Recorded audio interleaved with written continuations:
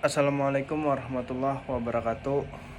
Perkenalkan, nama saya Firjari Pandaus dengan NIM 2502111160.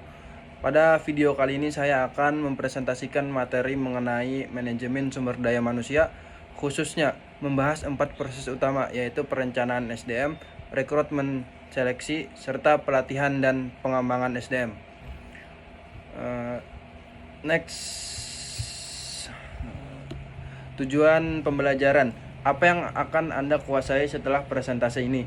4 pokok bahasan berikut merupakan satu siklus untuk dalam fungsi manajemen sumber daya manusia dan merencanakan kebutuhan hingga mengembangkan kompetensi karyawan.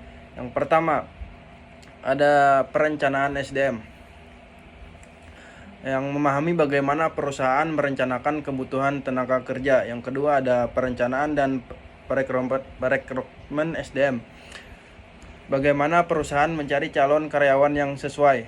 Yang ketiga, ada seleksi karyawan. Setelah mendapatkan banyak pelamar, tentu proses harus memilih siapa yang paling cocok. Itu masuk ke proses seleksi.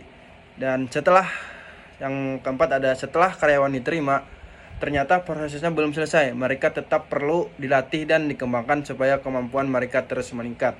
Jadi 4 proses ini sebenarnya saling berhubungan dan membentuk satu rangkaian. Next, masuk ke topik 1, perencanaan SDM. Apa itu perencanaan SDM? Di slide, Human Resource Planning adalah proses sistematis memprediksi kebutuhan tenaga kerja organisasi di masa depan, baik dari sisi jumlah maupun kompetensi agar sejalan dengan strategi bisnis. Sederhananya, perencanaan SDM adalah proses perusahaan memperkirakan kebutuhan karyawan di masa depan. Misalnya, sebuah perusahaan ingin membuka cabang baru tahun depan. Nah, tentunya mereka harus mulai menghitung dari sekarang. Nanti butuh berapa pegawai, posisi apa saja yang dibutuhkan, dan kemampuan seperti apa yang harus dimiliki. Jadi, perusahaan tidak bisa menunggu sampai kekurangan pegawai baru mencari orang. Makanya, di slide ini dijelaskan kalau perencanaan SDM dilakukan berdasarkan data, seperti beban kerja, produktivitas, dan rencana bisnis perusahaan. Intinya adalah menempatkan orang yang tepat dengan kemampuan yang tepat di tempat dan waktu yang tepat. Next, di slide selanjutnya ada tahapan perencanaan SDM. Proses ini bersifat siklikal, dievaluasi dan disesuaikan secara berkala mengikuti perubahan strategi perusahaan. Yang pertama, ada analisis situasi, meninjau jumlah kompetensi dan struktur SDM yang sudah ada. Yang kedua, ada peramalan kebutuhan, memproyeksikan permintaan atau demand dan pasukan atau supply tenaga kerja. Yang ketiga, ada analisis kesenjangan, membandingkan kebutuhan versus ketersediaan untuk menemukan gap. Yang keempat, ada rencana aksi, menyusun strategi rekrutmen, pelatihan, atau efisiensi kerja. Nah, selanjutnya kita lihat bagaimana proses perencanaan SDM dilakukan. Yang pertama, ada tadi menganalisis kondisi SDM yang dimiliki sekarang. Misalnya, jumlah pegawainya berapa, apakah kemampuan mereka sesuai atau belum. Yang lalu, tahap kedua ada memperkirakan kebutuhan di masa depan. Setelah itu, perusahaan membandingkan kebutuhan dengan kondisi yang ada sekarang. Kalau ternyata masih kurang pegawai, berarti nanti harus merekrut pegawai lagi. Kalau ternyata kelebihan pegawai, mungkin bisa dilakukan pelatihan ulang atau pemindahan ke bagian lain. Jika tahap terakhir adalah menyusun rencana, maka tindakan berdasarkan hasil analisis tadi. Next, contohnya di sini ada contoh dari PT Astra Internasional Tbk. Konteks di slide ada konteks perencanaan SDM. Dalam menghadapi transformasi digital era Society 5.0, Astra menyusun peta jalan SDM jangka panjang bertajuk People Roadmap yang menyelaraskan proyeksi kebutuhan tenaga kerja dan strategi bisnis di seluruh lini usaha, otomotif, agribisnis, jasa keuangan, hingga teknologi. Nah, mengapa ini relevan? perencanaan SDM Astra tidak berdiri sendiri. Ia menjadi dasar bagi 3 tahapan berikutnya: rekrutmen, seleksi, hingga pelatihan melalui lembaga internal mereka. Kan PT Astra ini memiliki banyak bidang usaha, jadi kebutuhan tenaga kerja juga sangat beragam. Karena ini mereka membuat yang disebut People Roadmap, yaitu perencanaan SDM untuk jangka panjang. Dengan adanya perencanaan ini, PT Astra sudah tahu kemampuan apa saja yang dibutuhkan beberapa tahun ke depan. Jadi mereka tidak asal merekrut orang, tetapi semuanya sudah direncanakan. Next, poin penting yang perlu Anda ingat dari perencanaan SDM. Yang pertama, perencanaan SDM bersifat proaktif bukan reaktif. Dilakukan sebelum masalah kekurangan atau kelebihan tenaga kerja muncul. Yang kedua, keputusan harus berbasis data atau analisis beban kerja dan proyeksi bisnis, bukan sekedar perkiraan. Terus, perencanaan SDM yang baik menjadi fondasi bagi keberhasilan rekrutmen, seleksi, dan pelatihan berikut. Nah, kalau disimpulkan dari topik pertama, ada 3 hal yang perlu kita ingat. Yang pertama tadi, perencanaan SDM dilakukan sebelum masalah muncul. Yang kedua, semua keputusan harus berdasarkan data, bukan sekadar. Yang ketiga, perencanaan SDM menjadi dasar bagi proses rekrutmen, seleksi, dan pelatihan. Selanjutnya di slide 7 ada menarik kandidat yang tepat atau rekrutmen. Rekrutmen adalah proses mencari dan menarik calon karyawan yang memenuhi kualitas untuk mengisi posisi yang kosong berdasarkan hasil perencanaan SDM.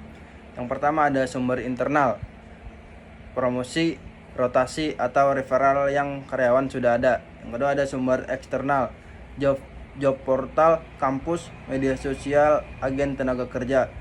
Terus rekrutmen modern memakai data analitis untuk menilai efektivitas sumber kandidat. Nah, di sini ada internal dan eksternal. Internal lebih cepat, hemat biaya, dan menjaga motivasi keluar karyawan. Eksternal membawa prospektif dan keahlian baru dari luar.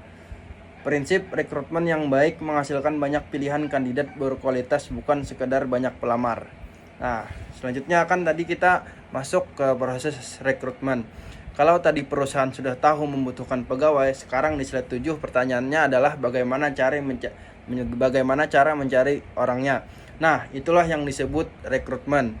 Sumber rekrutmen ada 2, ada internal dan eksternal. Kalau internal biasanya dari dalam perusahaan sendiri, misalnya promosi jabatan atau mutasi, atau dari luar perusahaan, misalnya eksternal, misalnya lewat job street, media sosial, atau bekerja sama dengan kampus. Yang perlu diingat, tujuan rekrutmen bukan mendapatkan pelamar sebanyak-banyaknya, tetapi mendapatkan kandidat yang berkualitas. Next, di slide 8 ada tahapan proses perekrutmen. Di slide dimulai sejak kebutuhan posisi disetujui hingga kandidat siap memasuki tahap seleksi. Yang pertama, analisis jabatan, menetapkan kualifikasi dan deskripsi pekerjaan yang dibutuhkan. Yang kedua, publikasi lowongan, menyebarkan info lowongan lewat kanal internet dan eksternal. Yang ketiga, sourcing kandidat, menjaga pelamar lewat job portal, kampus, atau referral. Yang keempat ada screening awal, menyaring berkas lamaran sesuai kualifikasi dasar. Nah, kalau kita lihat prosesnya, rekrutmen dimulai dari analisis jabatan. Artinya, perusahaan menentukan dulu nih siapa yang dibutuhkan, apa saja syaratnya. Setelah lowongan dipublikasikan, kemudian perusahaan mulai mencari kandidat melalui berbagai media internet, misal di Instagram, lalu dilakukan screening awal untuk menyaring pelamar yang memenuhi syarat dasar sebelum masuk ke tahap seleksi. Next, contoh penerapannya ada Google dan Unilever, 2 raksasa global yang mengubah cara mereka merekrut talenta. Di slide, rekrutmen berbasis data merupakan menerapkan wawancara terstruktur atau structured interview. Setiap kandidat dinilai dengan kriteria dan skor yang seragam untuk mengurangi bias. Unilever menggunakan pendekatan serupa dan berhasil memangkas waktu perekrutan hingga sekitar 75% sekaligus memperluas keragaman kandidat yang diterima. Nah, mengapa ini relevan? Menunjukkan bahwa rekrutmen efektif bukan soal jumlah pelamar, melainkan konsistensi kriteria penilaian sejak tahap awal. Nah, contoh perusahaannya kan tadi yang menerapkan rekrutmen modern adalah Google dan Unilever. Mereka menggunakan wawancara yang terstruktur. Artinya, semua pelamar diberikan pertanyaan yang hampir sama sehingga penilaiannya lebih objektif. Cara ini juga membantu perusahaan mengurangi penilaian yang subjektif dan membuat proses perekrutan menjadi lebih cepat. Next, slide 10 poin penting rekrutmen yang perlu Anda ingat dari rekrutmen SDM. Yang pertama, sumber internal dan eksternal punya kelebihan berbeda. Pilih sesuai kebutuhan, posisi, dan urgensi. Yang kedua, ada kriteria seleksi awal harus jelas sejak proses publikasi lowongan agar screening lebih efisien. Yang ketiga, ada konsistensi kriteria penilaian seperti wawancara terstruktur, mengurangi bias, dan mempercepat proses. Nah, di slide 10, jadi dari topik ini kita bisa menyimpulkan bahwa perusahaan itu harus memilih sumber rekrutmen yang sesuai dengan kebutuhannya. Kemudian syarat lowongan harus jelas sejak awal supaya proses penyaringan lebih mudah. Dan yang paling penting, proses penilaiannya harus konsisten agar lebih adil. Selanjutnya, next di slide 11, seleksi karyawan. Memilih kandidat paling tepat. Seleksi adalah proses menilai dan memilih kandidat dari kumpulan pelamar untuk memastikan orang yang direkrut benar-benar sesuai dengan kebutuhan jabatan. Terus berbeda dari rekrutmen menarik kandidat, seleksi memilih yang terbaik di antaranya. Harus valid atau mengukur hal yang relevan dan reliable atau hasil konsisten bila diulang. Tujuannya mengurangi risiko salah pilih atau bad hire yang berdampak pada biaya produktivitas.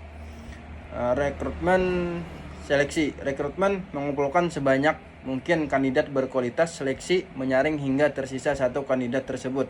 Ingat, kondisi yang paling pintar belum tentu paling cocok untuk budaya tim yang ada. Nah, kalau rekrutmen bertujuan mencari kandidat, maka seleksi bertujuan untuk memilih kandidat terbaik. Tujuannya agar perusahaan tidak salah memilih pegawai. Karena kalau salah merekrut, perusahaan bisa mengalami kerugian. Contohnya, misalnya perusahaan membutuhkan seorang kasir. Terus kalau ternyata yang diterima tidak teliti menghitung uang, perusahaan bisa mengalami kerugian. Karena itu proses seleksi sangat penting.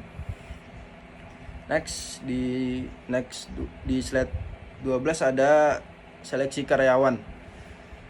Umumnya digunakan berjenjang dari yang murah atau cepat ke arah yang lebih mendalam. Yang pertama ada dilakukan seleksi administrasi, memeriksa kelengkapan berkas sesuai kualifikasi dasar. Yang kedua ada tes kemampuan dan psikotes, mengukur kompetensi teknis, logika, dan kepribadian kandidat. Yang ketiga ada wawancara terstruktur, menilai kesesuaian pengalaman, sikap kerja, dan budaya. Keempat ada cek referensi dan tawaran, verifikasi latar belakang sebelum keputusan akhir dan offering. Seleksi biasanya dimulai dari pemilihan berkas yaitu administrasi, kemudian dilakukan tes kemampuan dan contohnya kayak tes psikotes. Terus lalu akan dilakukan tes wawancara dan terakhir ada pengecekan referensi. Misalnya melamar menjadi programmer. Pelamar biasanya diminta membuat programmer sederhana. Kalau hasilnya bagus, baru dilanjutkan ke tahap wawancara.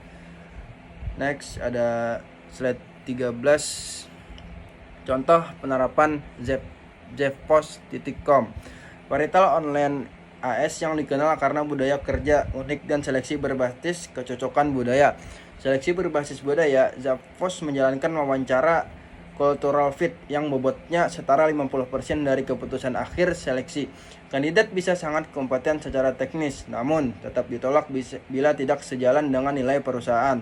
Proses ini melibatkan beberapa tahap wawancara dengan calon rekan kerja, bukan hanya manajer perekrut. Mengapa ini relevan? Membuktikan bahwa seleksi yang baik menilai kesesuaian nilai dan sikap kerja, tidak hanya kemampuan teknis semata. Jeffpost tidak hanya melihat kemampuan, tetapi juga melihat apakah calon pegawai cocok dengan budaya perusahaan. Misalnya, ada 2 pelamar. Yang pertama sangat pintar tetapi sulit bekerja sama. Terus yang kedua, kemampuannya cukup baik tetapi mudah bekerja dengan tim. Biasanya, perusahaan memilih kandidat kedua karena lebih sesuai budaya kerja mereka. Next, topik 3, poin penting. Yang perlu Anda ingat dari seleksi karyawan, yang pertama, seleksi harus valid dan reliable, mengukur hal yang benar-benar relevan dengan pekerjaan. Kombinasi tes, kemampuan wawancara memberi gambaran lebih utuh dibanding satu metode saja. Terus ada kecocokan budaya kerjasama, pentingnya dengan kompetensi teknis dalam keputusan akhir. Jadi kemampuan teknis memang penting, tetapi sikap dan kecocokan budaya kerja juga sangat menentukan. Terus di slide selanjutnya ada